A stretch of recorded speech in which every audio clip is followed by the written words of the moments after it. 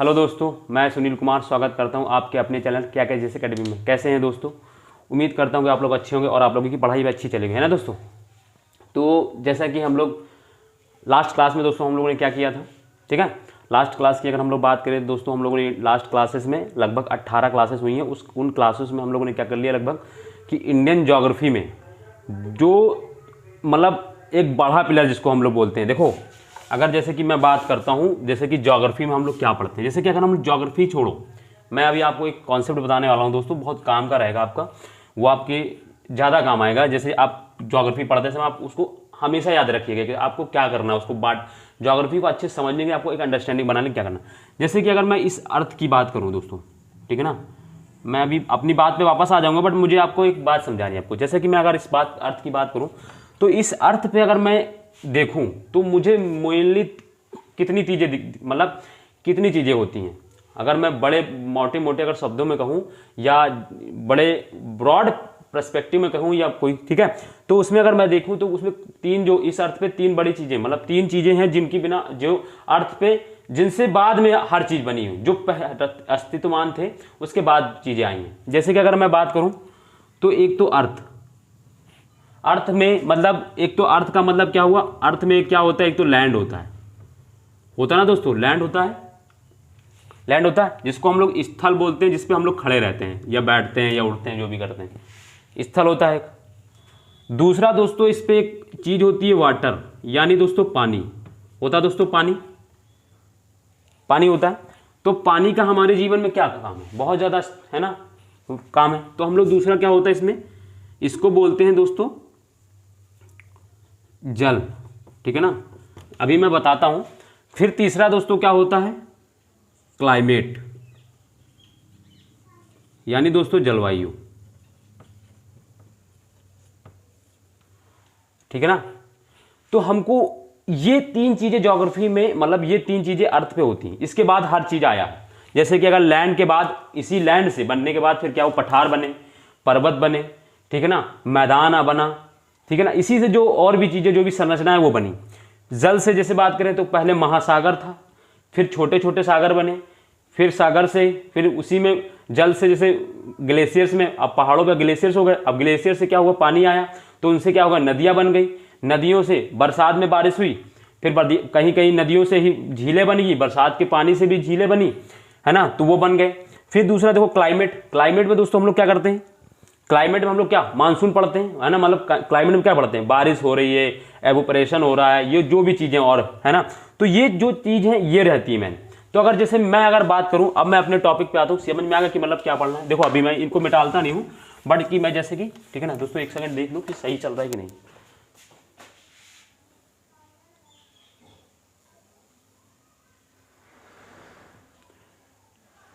ठीक है, तो अगर मैं इनकी बात करूं तो जैसे कि अगर मैं अपने टॉपिक पे आता हूं, बट मैं अभी इसको मिटाल नहीं रहा हूं, इसको समझाऊंगा अभी। देखो क्या करता है, जैसे कि हम लोग इंडियन ज्योग्राफी पढ़ लेते दोस्तों, पिछली क्लासेस में हम लोग काफ़ी कुछ इसमें कर चुके हैं, है ना। मैंने बताया जैसे कि मैं बताया है कि 18 क्लासेस हो चुकी हैं।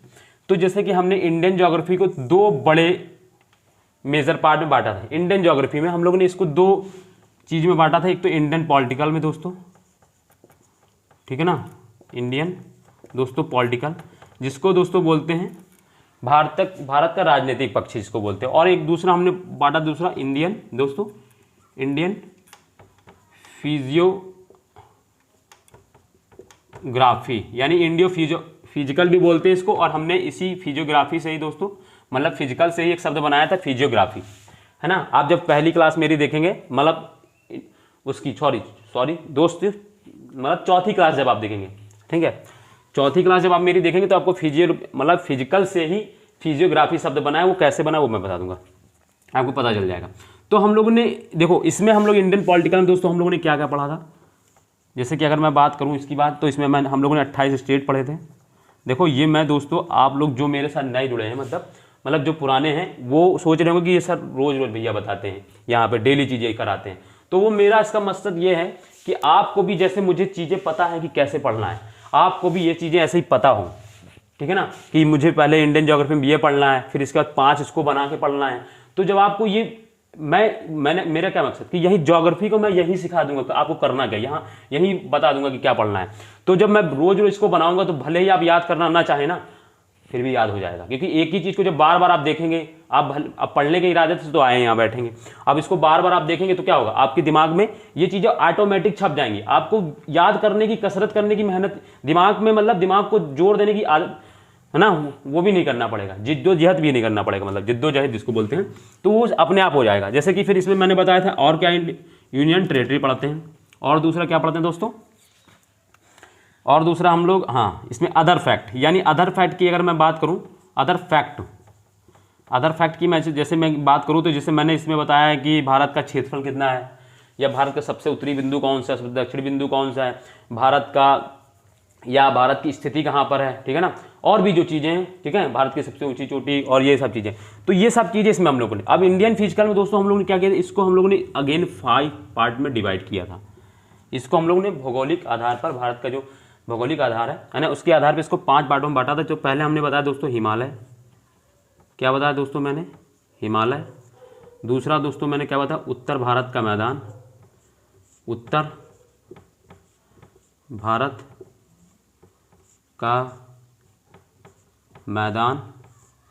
तीसरा दोस्तों मैंने इसमें प्रायद्वीपीय भारत पढ़ाया था आप लोगों को, भारतीय प्रायद्वीप बोलो या प्रायद्वीपीय भारत बोलो, एक ही चीज़ है, ठीक है। चौथा मैंने दोस्तों तटीय मैदान यानी कोस्टल प्लेन जिसको बोलते हैं दोस्तों, तटीय मैदान। पांचवा दोस्तों मैंने इसमें द्वीप समूह यानी आइलैंड्स पढ़े थे ना दोस्तों हम लोगों ने ये। तो दोस्तों देखो क्या है, अब इंडियन पॉलिटिकल तो एक होता है कि हम लोग चलो कर लेते हैं, बट जैसे कि अगर मैं बात करूं इंडियन फिजिकल, अब हम लोग क्या है दोस्तों, ये दो चीज़ कर चुके हैं, ये दो चीज़ें पिछले दोस्तों हम लोग जो मतलब कि जो तो नए जुड़े हैं उनको तो पता ही है कि हम ये सारी चीज़ें कर रहे हैं, मतलब सॉरी जो पुराने जुड़े हैं, जो लोग पुराने हैं हमारे साथ जुड़े हुए हैं, वो क्या है उनको पता है कि हम लोग ये क्लासेस कर चुके हैं, उन्होंने लगभग देख भी ली होगी। बट जो नए जुड़े हैं, जो आज हमारे साथ जुड़ दोस्तों, और जो है ना जो भी गर्ल्स और बॉयज़ जुड़े हैं, उनको क्या करना है कि पिछली क्लासेस देख लेनी है। पिछली क्लासेस देखने से क्या होगा कि आपका जो ये पीछे छूट गया आपको मिल जाएगा, रिकॉर्डेड क्लास पड़ी हुई है, प्ले लिस्ट बना रखा है मैंने, उस पर आप जब सर्च करेंगे तो मेरा प्ले लिस्ट आएगा, आपको नंबर सारी सीरियल से मिल जाएंगी। आपको ये पिछली क्लासेस कर लेंगे, उससे बेनिफिट ये हो जाएगा कि आपका देखो इससे क्या बेनिफिट होगा। अब देखो इंडियन ज्योग्राफी में मैंने क्या मतलब, ज्योग्राफी में क्या होता है, 3 पिलर होते हैं, अब चाहे वो फिजिकल ज्योग्राफी हो चाहे इंडियन ज्योग्राफी हो, है ना। तो अब जैसे कि हम इंडियन ज्योग्राफी में बात करें तो देखो लैंड फॉर्म वाला, ये लैंड फॉर्म यानी इससे स्थल खंड से संबंधित जितनी भी चीजें हैं जो बनी हैं वो पढ़ना होता है। तो अभी तुम देखो हिमालय क्या है, स्थल खंड है, एक मतलब एक ठोस पदार्थ है ना, ठोस ही तो है, चट्टान से बना है ना कुछ। और उत्तर भारत का मैदान क्या है, इसके ही इरोजन से बना है, उस पर भी तो हम खड़े हो सकते हैं कि नहीं हो सकते, उत्तर भारत के मैदान। और उत्तर भारत का मैदान यानी यूपी तो पूरा उत्तर भारत के मैदान पर ही बसा है। फिर दूसरा देखो प्रायद्वीपीय पठार, प्रायद्वीपीय भारत। अब प्रायद्वीपीय भारत में क्या पढ़ते हैं, पठार, वो भी ठोस ही तो है, ठीक है। इसका तटीय मैदान, ये भी तो लैंड फॉर्म ही तो है। द्वीप समूह, ये भी तो लैंड फॉर्म ही तो है। ये पांचों लैंड फॉर्म्स ही हैं। तो हम लोगों ने लैंड फॉर्म्स वाला एक पिलर यानी ज्योग्राफी का जो पिलर होता है, एक पिलर हम लोग खत्म कर चुके हैं। समझ रहे ना मेरी बात को, एक पिलर हम लोग क्या कर चुके हैं, खत्म कर चुके हैं। चाहे वो है ना इंडियन ज्योग्राफी का एक पिलर, यानी अभी इंडियन ज्योग्राफी में भी 2 पिलर बचे हैं, ठीक है ना। कोई भी ज्योग्राफी से तो अभी ये 3 चीज तो रहेंगे ही रहेंगे, कोई भी ज्योग्राफी पढ़ोगे तो। इंडियन ज्योग्राफी में हम लोग पहला पिलर पढ़ चुके हैं। अब हमारा 2 पिलर बचे, कौन सा, एक तो ये वाटर और दूसरा क्लाइमेट। आप समझ रहे ना मेरी बात को, मैं क्या समझाना चाह रहा हूँ हम लोगों को, वाटर और ये क्लाइमेट। अब हम लोग दूसरी जो पिलर शुरू करने वाले हैं वाटर।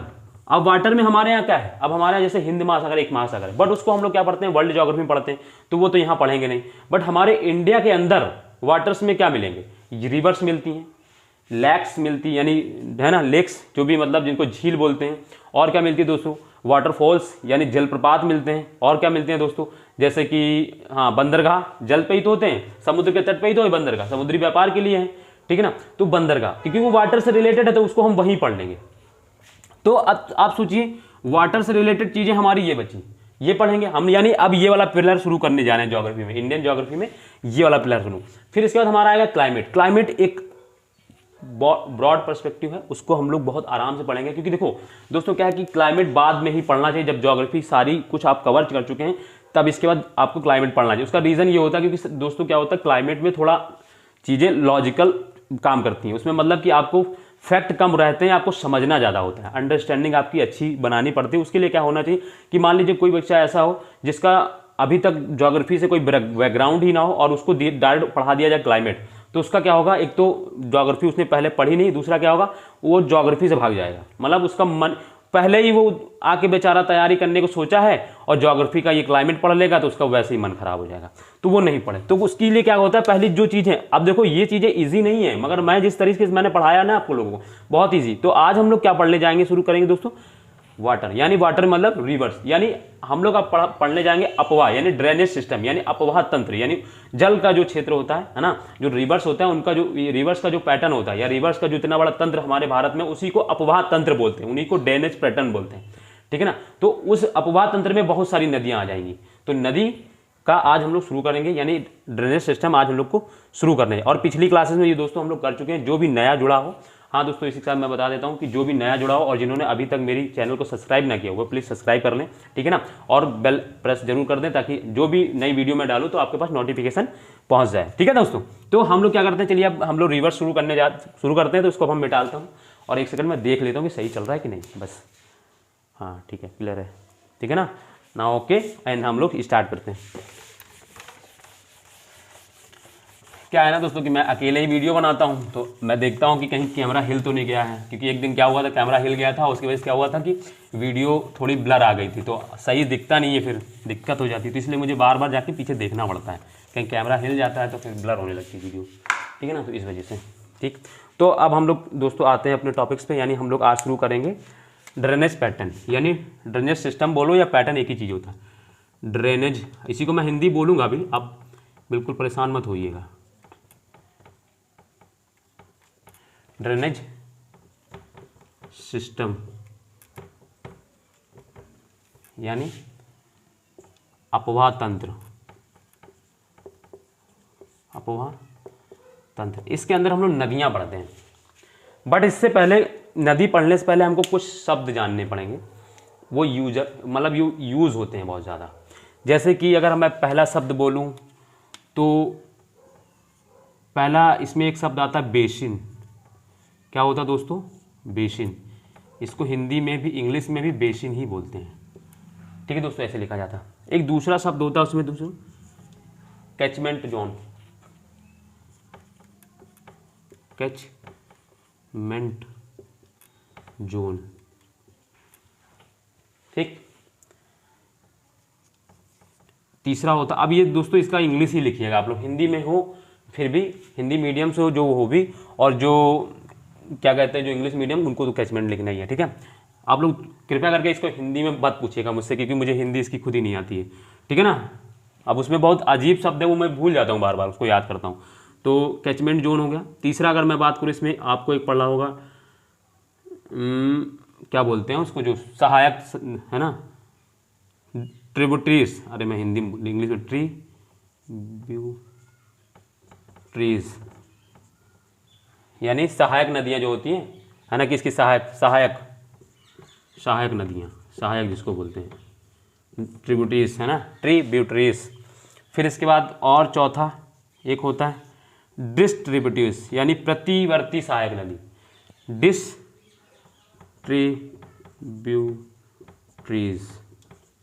यानी प्रतिवर्ती सहायक नदी, प्रतिवर्ती सहायक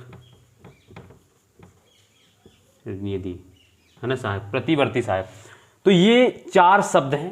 पहले तो हमको इन पे क्लैरिटी होनी चाहिए, इसके बाद हम लोग रिवर्स शुरू करेंगे, क्योंकि रिवर्स है तो इन शब्दों का यूज होगा, तो आपको ये शब्द जब पता रहेंगे तो कोई दिक्कत नहीं रहेगी, है ना। तो हम आज दोस्तों इसी शुरू करते हैं। हम लोग क्या करेंगे, देखिए हमने, मेरा क्या पैटर्न, पहले हम लोग बेसिक से पढ़ते हैं, एकदम आराम से पढ़िए, आप लोग रिलैक्स होकर एक एक चीज़ जान जाएंगे, आपको कोई दिक्कत नहीं होगी। और जो यहाँ मैं लिख रहा हूँ, हाँ जो नया है उसको करना क्या कि जो मैं यहाँ नोट्स बना रहा हूँ आपको सिर्फ वही बनाना है, साथ में जो मैं लिख रहा हूँ, जो कभी मैं बीच में अगर रुक के बोल रहा हूँ, अगर आपसे कह रहा हूँ कि लिखो, तो आपको लिख लेना है, बस यही करना है आपका। और आपका एक अच्छा खासा हैंड नोट, मतलब हैंड से बना हुआ है, आपके हाथ से बना हुआ खुद का नोट्स होगा। और जब खुद का नोट्स बना होता है ना, एक सेल्फ कॉन्फिडेंस बढ़ता है हमारा कि हमने खुद बनाया तो हम उसको पढ़ते हैं बार बार। देखिए पीपीटी से क्या होता है ना, हम पीपीटी से हमारा जो पढ़ने का तरीका होता है वो बहुत गलत होता है दोस्तों। मैं बताऊं क्यों, क्योंकि क्या होता है पीपीटी से पढ़ने से क्या होता है कि जब किसी कोई पीपीटी लगाता है तो वो जो टीचर आता है वो अपना एक्स्ट्रा नॉलेज नहीं देता है ज़्यादातर। क्या करता है वो पीपीटी से बताता है। अब पीपीटी से ही पढ़ना है तो आपके पास तो बुक है ही, ऑलरेडी बुक है, तो आप बुक से पढ़ लीजिए। और क्या होता है बच्चों का ध्यान पीपीटी पर रहता है कि कितना ज़्यादा मैं इसको नोट कर पाऊँ उससे, है ना। और पता नहीं फिर सर आगे बढ़ जाएंगे और उसको आगे कहीं हटा ना दें, तो इस पे ध्यान रहता है। जो समझा रहे होते हो टीचर वो समझ में भी नहीं आता, तो ये समझने पर आप ज़्यादा फोकस कीजिए। सोचिए आप इतने बड़े हुए अभी तक अगर बुक से ही पढ़ना होता तो सब कुछ आ गया होता है ना, तो पीपीटी से इसीलिए नहीं पढ़ना चाहिए थोड़ा। और ज्योग्राफी तो कुछ चीज़ें हैं फैक्चुअल चीज़ें जो होती हैं उनको पीपीटी से पढ़ना चाहिए, हर चीज़ को नहीं। अब जैसे कॉन्सेप्ट चलिए, अब जैसे ज्योग्राफी है तो ज्योग्राफी में आप पीपीटी से पढ़ेंगे तो बेकार है आपका फिर पढ़ना, आप समझ नहीं पाएंगे चीज़ें क्या है, ठीक है ना। तो क्या है कि हम लोग यही ऐसे ही क्रम रहेगा हमारा, क्या रहेगा कि हम जो यहाँ पे लिखाएंगे आपको लिखना है, जो मैं बोल रहा हूँ अगर रुक के तो आपको लिख लेना, बस वही आपका नोट्स हो जाएगा और आपका इतना सफिशिएंट रहेगा कि आपका क्वेश्चन बाहर नहीं जाएगा, ठीक है। तो हाँ दोस्तों हम लोग टॉपिक पे आते हैं। तो क्या है जैसे basin, catchment zone, tributaries, distribute यानी सहायक जिसको बोलते हैं। तो सबसे पहले तो ये जानते हैं कि बेसिन क्या होता है, ठीक है ना। तो देखिए दोस्तों बेसिन क्या होता है कि जैसे कि मैं बनाता हूँ, ठीक है ना। अब मैं एक एक शब्द को मैं यहाँ लिख दे रहा हूँ, ठीक है, इन सब चारों को, फिर मैं इधर बताता जाऊँगा सबको। तो पहला जैसे कि अगर मैं पहला शब्द बोलूँ, पहला मैं अगर लिखूँ तो पहला हमने बताया कौन सा शब्द है दोस्तों, बेसिन। कौन सा शब्द है दोस्तों, बेसिन है। दूसरा दोस्तों हमने क्या बताया, कैचमेंट जोन, कैचमेंट जोन, ठीक है दोस्तों। तीसरा मैंने क्या बताया दोस्तों, ट्रिब्यूटरीज, ट्रिब्यूटरीज यानी सहायक, ट्रिब्यूटरी। फिर चौथा डिस्ट्रीब्यूटरीज, डिस्ट्रीब्यूटरीज,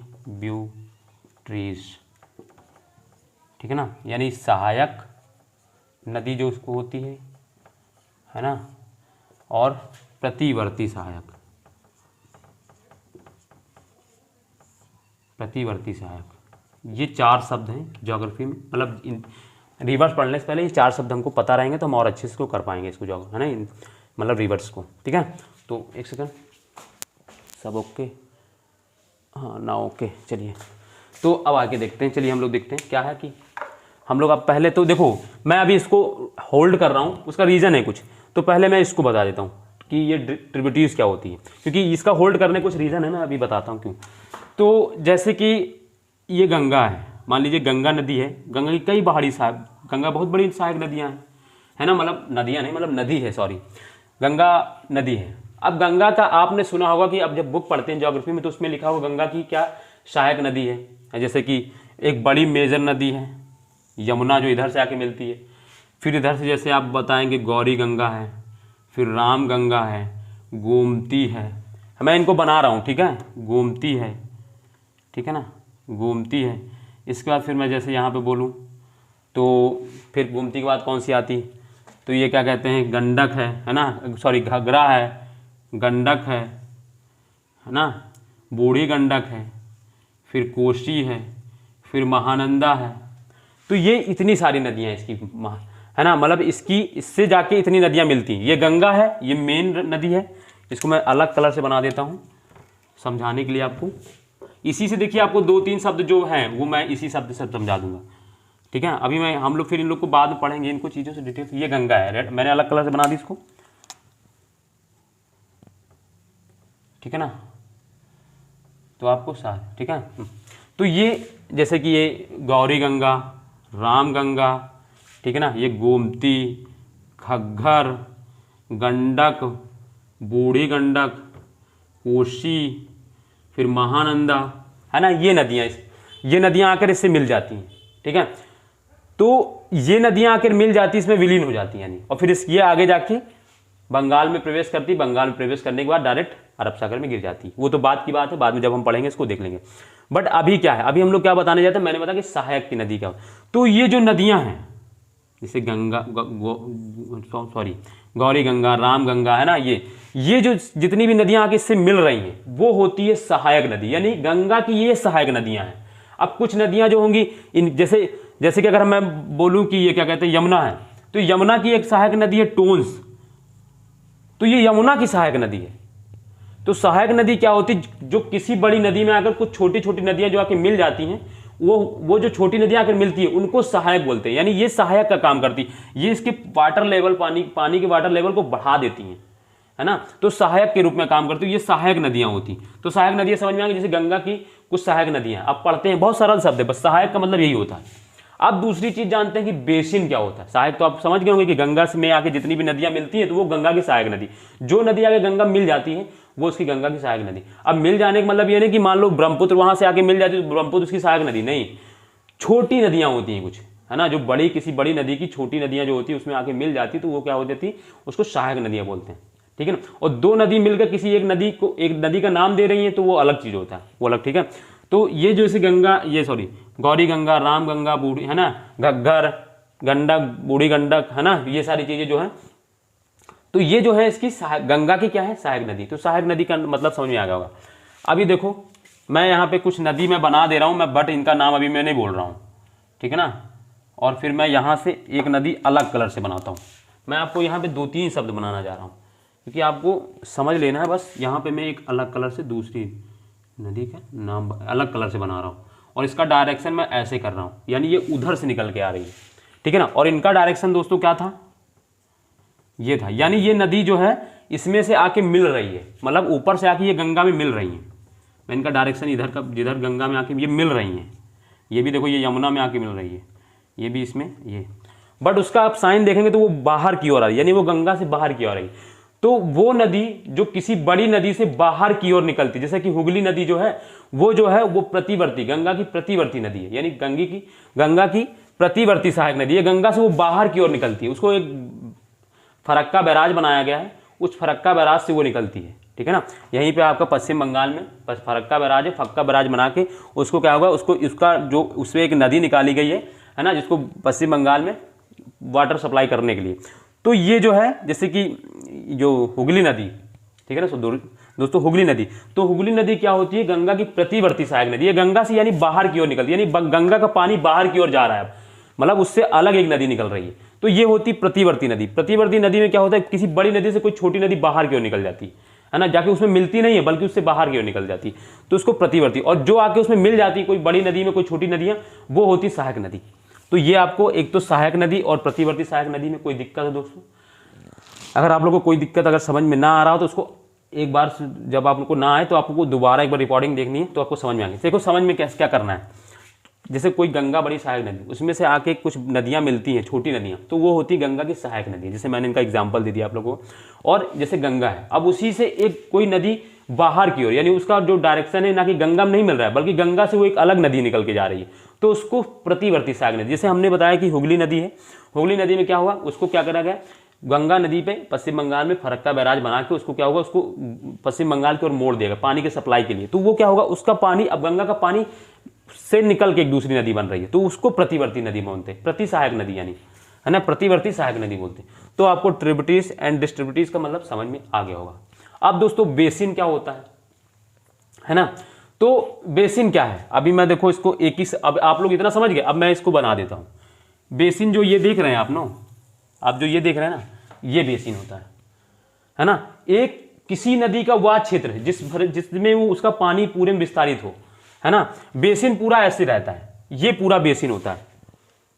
ये जो दिख रहा है, ये नदी, गंगा नदी और उसकी सहायक नदी का पानी और जो यमुना है, ये सारी नदियां मिलकर एक बेसिन बनाती हैं।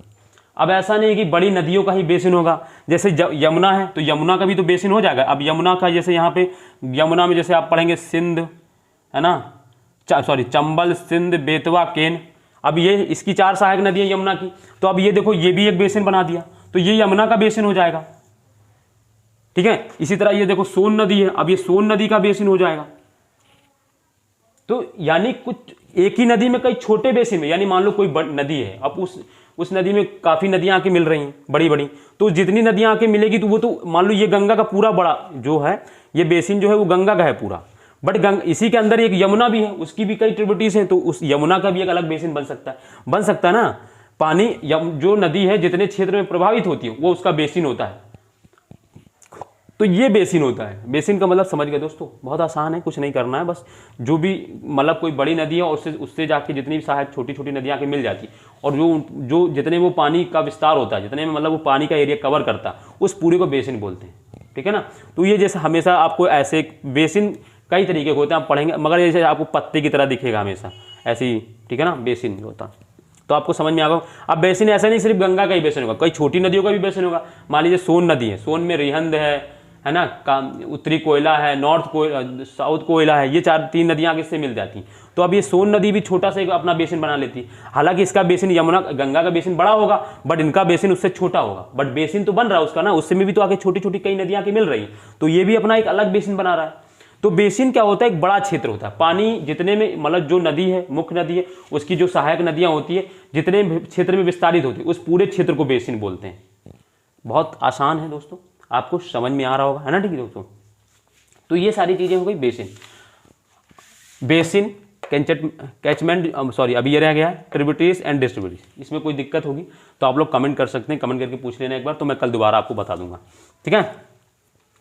फिर देखिए दोस्तों, हालांकि सब दिक्कत नहीं होनी चाहिए क्योंकि इतना आसान है, कुछ जरूर है ना, एक एक चीज़ को आप लोग समझ रहे होंगे तो कोई दिक्कत नहीं आएगी आप, और अगर आपको दिक्कत लगे तो आप लोग एक बार रिकॉर्डिंग और देख लेंगे, आप समझ में आ जाएगा, ठीक है ना। तो ये बेसिन हो गया। इसके बाद कैचमेंट जोन, हाँ एक शब्द इसमें मैं भूल गया दोस्तों लिखना, ऑरिजिन भी आपको जानना है। ऑरिजिन तो वैसे भी आप समझ ही रहे हो, उत्पत्ति, है ना, ऑरिजिन यानी उत्पत्ति, उसको तो समझ ही रहे होंगे आप लोग, बड़ा आसान है, जहाँ से नदी निकलती है। बट कैचमेंट जोन और उत्पत्ति दोनों को एक नहीं मानना हमेशा, दोनों अलग शब्द होते, इसलिए मैंने अलग अलग। कैचमेंट जोन का मतलब क्या होता है, देखो कैचमेंट जोन का मतलब होता है कि नदी को जहां से पानी का स्रोत जो है, देखो ऑरिजिन जो होता है जहां से नदी उत्पत्ति की निकलती है, वो तो उसका एक ओरिजिन पॉइंट हो गया।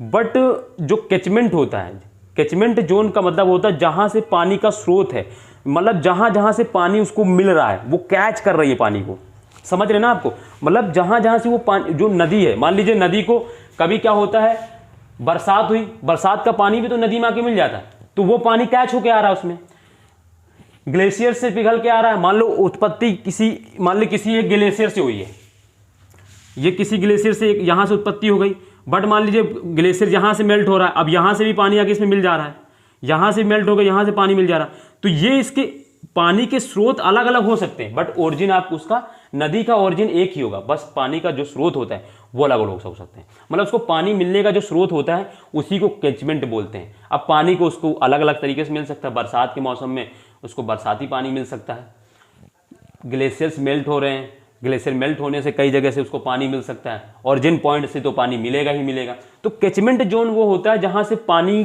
को वो कैच करती है, नदी जो हो उसको पानी का जो उसका स्रोत होता है उसको कैचमेंट जोन एरिया बोलते हैं।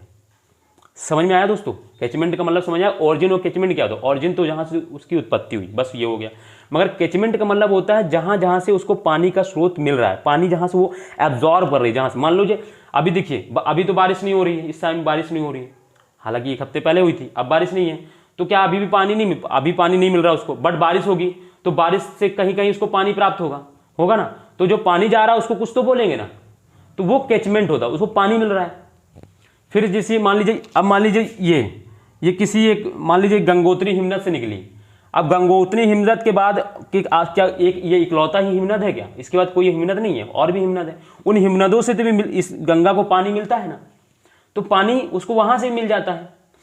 कई रास्ते में इसके आते समय कई लेक्स भी होते हैं, है ना, या और जो क्षेत्र हैं और जो छोटी छोटी नदियां के, तो जो स्रोत होता है यानी पानी का जो स्रोत होता है ना, उसी को कैचमेंट बोलते हैं, यानी जहां से नदी को पानी मिल सकता है, जहां से पानी मिलता है, जहां से पानी का स्रोत है, उसको दोस्तों कैचमेंट बोलते हैं। ऑरिजिन और कैचमेंट में यही फर्क होता है।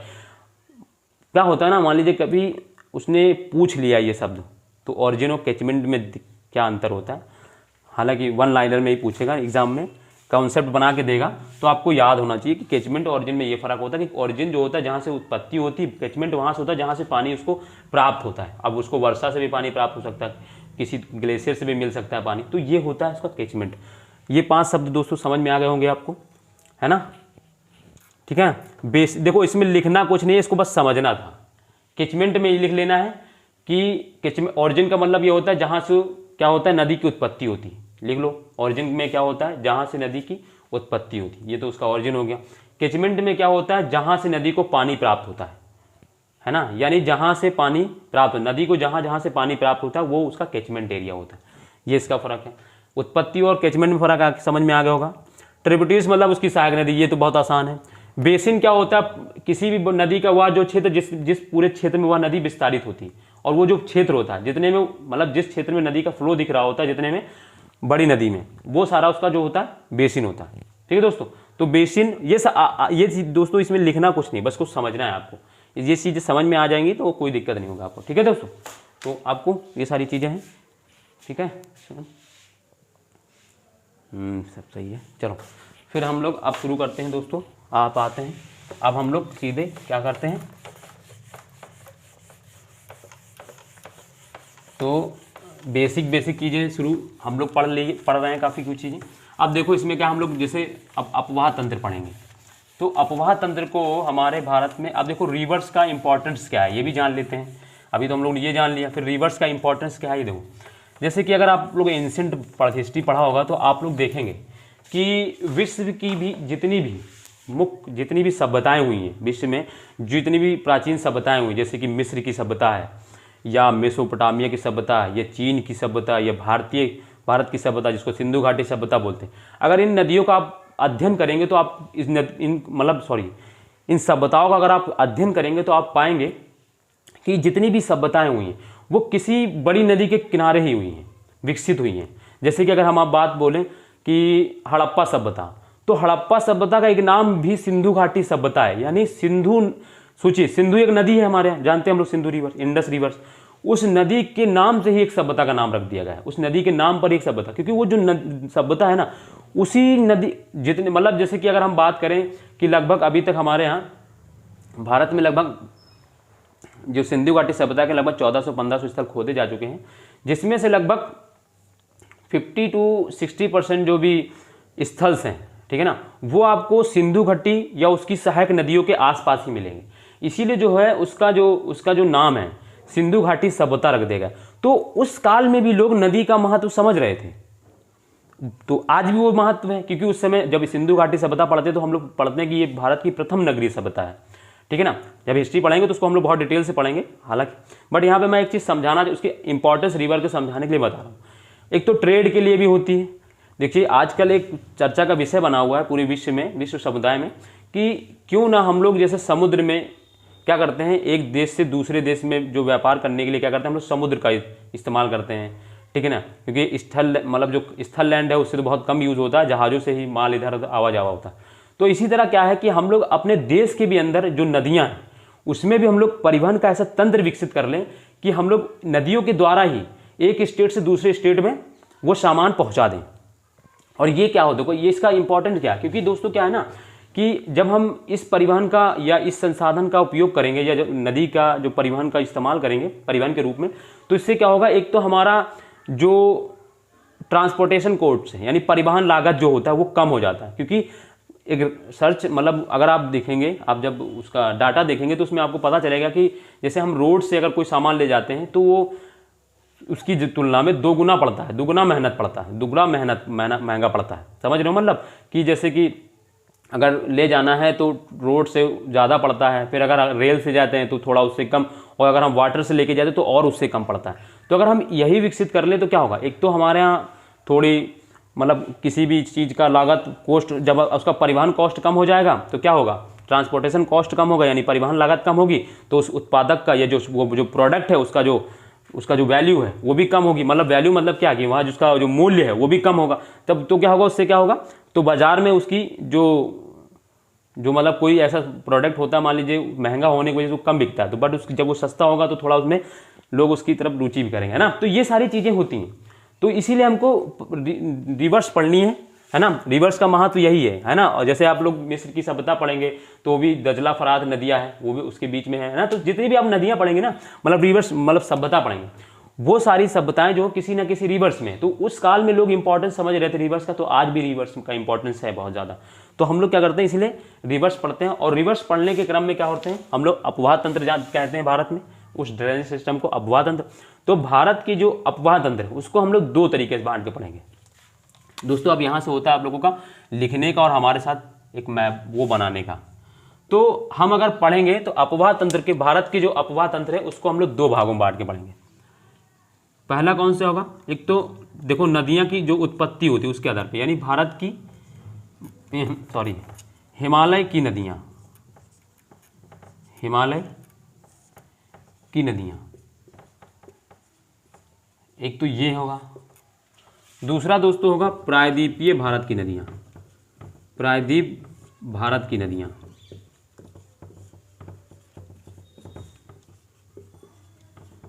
ठीक है ना, प्रायद्वीप भारत की नदियाँ। तो अपवाह तंत्र को भारत में हम दो पार्ट में बांट के पढ़ेंगे। एक तो वो नदियाँ जिनकी उत्पत्ति दो बड़ी बड़ी नदियाँ हैं, छोटी नदियाँ हैं बहुत सारी, उनका नहीं पढ़ेंगे, बट बड़ी नदियों में हम लोग छोटी नदियों को पढ़ लेंगे। तो हिमालय की नदियाँ, प्रायद्वीप भारत की नदियाँ, हमने अपवाह तंत्र को दो पार्ट में बांटा। अब जैसे हम लोग हिमालय की नदियाँ बांटें, तो हिमालय में, अगर हिमालय में आप पश्चिम से पूरब की ओर जाएंगे तो आपको तीन बड़ी नदियाँ मिलेंगी। आपको उन्हीं का एक तंत्र पढ़ना है। तीन बड़ी नदियाँ कौन कौन सी दोस्तों? तीन बड़ी कौन कौन सी नदियाँ हैं? तो पहले जैसे मैं बात करूँ तो देखो, आप पढ़े होंगे सिंधु नदी।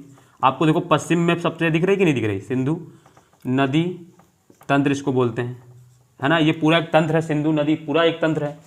फिर दूसरा, अब इसके बाद आप आएंगे इधर की ओर और आगे जाएंगे, पश्चिम से पूरब की ओर बढ़ेंगे तो गंगा नदी तंत्र है दोस्तों ये। फिर इसके बाद दोस्तों ये ब्रह्मपुत्र नदी तंत्र है। जब नॉर्थ ईस्ट स्टेट आप पढ़ेंगे, यानी उत्तर पूर्वी राज्य हैं, उसमें ब्रह्मपुत्र नदी दिखता है आपको, ब्रह्मपुत्र नदी तंत्र। तो हिमालय की नदियों में आपको तीन बड़े नदी तंत्रों को पढ़ना है। ये हो गया आपका। इसमें क्या पढ़ना है दोस्तों? इसको हम लोग, इसको भी अगेन दो पार्ट में बांटेंगे। जैसे इसको हम लोग तीन पार्ट में बांट के हिमालय की नदियों पढ़ेंगे, तीन नदी तंत्र, इसको भी वैसे हम लोग दो पार्ट में। दो पार्ट में कैसे? इसको हम लोग मतलब उन नदियों के फ्लो के क्रम में पढ़ेंगे, मतलब नदियां किस दिशा की ओर प्रवाहित हो रही हैं उस क्रम में इसको पढ़ेंगे। तो जैसे कि अगर हम बात करें तो पहले ही पढ़ेंगे हम लोग पूर्व की ओर बहने वाली नदियां, पूर्व की ओर बहने वाली नदियां, ठीक है दोस्तों। दूसरा होता है दोस्तों, दूसरा डायरेक्शन पश्चिम की ओर बहने वाली नदियां, ठीक है दोस्तों। तो ये, तो हम लोग प्रायद्वीपीय भारत की जो नदियां उनको अगेन हम लोग दो पार्ट में बांट के पढ़ सकते हैं। एक तो पूर्व की ओर बहने वाली नदियां और पश्चिम की ओर बहने वाली। देखो हिमालय की नदियों में तो हम समझ गए, सिंधु नदी तंत्र है, गंगा नदी तंत्र, ब्रह्मपुत्र। अब हम लोग इसमें कौन कौन सी नदी, इनको कौन सी नदी पूरब की ओर बहने वाली की ओर रखेंगे और कौन सी नदी पश्चिम की ओर, तो इनको देख लो। तो पूर्व की ओर बहने वाली जो नदियां हैं उनमें आप लोग चार बड़ी नदी तंत्र पढ़ेंगे। चार बड़ी नदियां हैं, चार बड़ी नदियां हैं, ठीक है दोस्तों। कौन कौन सी मैं बता देता हूं उनके बारे में, और उसकी सहायक नदियों के बारे में हम लोग पढ़ेंगे। तो पहला जैसे हम लोग पढ़ेंगे महानदी दोस्तों, पहली नदी है जो पूर्व की ओर बहती है, महानदी। दूसरी होती है दोस्तों गोदावरी, तीसरी होती है दोस्तों कृष्णा, और चौथी होती है दोस्तों कावेरी, ठीक है। इसके बाद जैसे अगर हम पश्चिम की ओर बहने वाली नदियां हैं तो दो बड़ी नदियों के बारे में पढ़े हम लोग। एक तो दोस्तों नर्मदा नदी पढ़ेंगे दोस्तों, और दूसरा ताप्ती नदी। अब हम लोग ये यहाँ पे ये जानेंगे कि नर्मदा नदी और ताप्ती नदी, इन सारी नदियाँ जब पूर्व की ओर बह रही हैं, और हम लोग ये जानते हैं क्यों इधर बह रही हैं, क्योंकि जो पश्चिमी घाट है उसका जो है ना, जो ऊंचाई है वो पश्चिम की ओर जो पूरब की ओर जाते हैं, उससे तो क्या होता है ऊंचाई कम होती है। इसी वजह से क्या होता है नदियाँ उस ओर फ्लो हो जाती हैं, तो है ना। तो तापी नदी और नर्मदा नदी क्यों इधर की ओर बह रही, मतलब पश्चिम की ओर क्यों बह रही हैं, तो उसका हम लोग रीज़न जानेंगे। जब ये नदियाँ पढ़ेंगे तो हम इसको बताएंगे क्यों ये इधर की ओर बह रही हैं। तो पूरब की ओर बहने वाली नदियाँ चार पढ़ेंगे, नर्मदा, तापी, पश्चिम की ओर बहने वाली। ये दोस्तों क्या है, ये क्लासिफिकेशन है, ये वर्गीकरण है, पढ़ने का तरीका है। इसको आप लोग देखिए, हम क्या करेंगे, अब एक एक चीज़ पढ़ कर लेंगे। जैसे सिंधु नदी पढ़ेंगे तो सिंधु नदी पढ़ लेंगे, फिर गंगा नदी तंत्र पढ़ेंगे तो गंगा नदी संबंधित जितनी भी नदियाँ उससे रिलेटेड है वो पढ़ लेंगे। ब्रह्मपुत्र नदी तंत्र पढ़ेंगे तो ब्रह्मपुत्र नदी और उसकी सहायक नदियाँ उनके बारे में पढ़ लेंगे। फिर इसके बाद प्रायद्वीप भारत की नदियाँ पढ़ेंगे, तो उसमें से पहले पूर्व की ओर बहने वाली नदियाँ पढ़ेंगे। एक क्रम है, एकदम एक क्रमबद्ध चीज़ें हम लोग पढ़ेंगे। देखिए क्या होता है ना, जब मैं पिछली भी क्लासेस बता चुका हूँ, जब आपको किसी भी टॉपिक का स्ट्रक्चर बना होता है कि हमको क्या क्या पढ़ना होता है, तो आप उसको बहुत अच्छे से पढ़ सकते हैं। बहुत आपका एकदम सिंप्लीफिकेशन हो जाता है टॉपिक का, आपको याद रहेगा कि हमको ये भी पढ़ना है, ये कवर करना।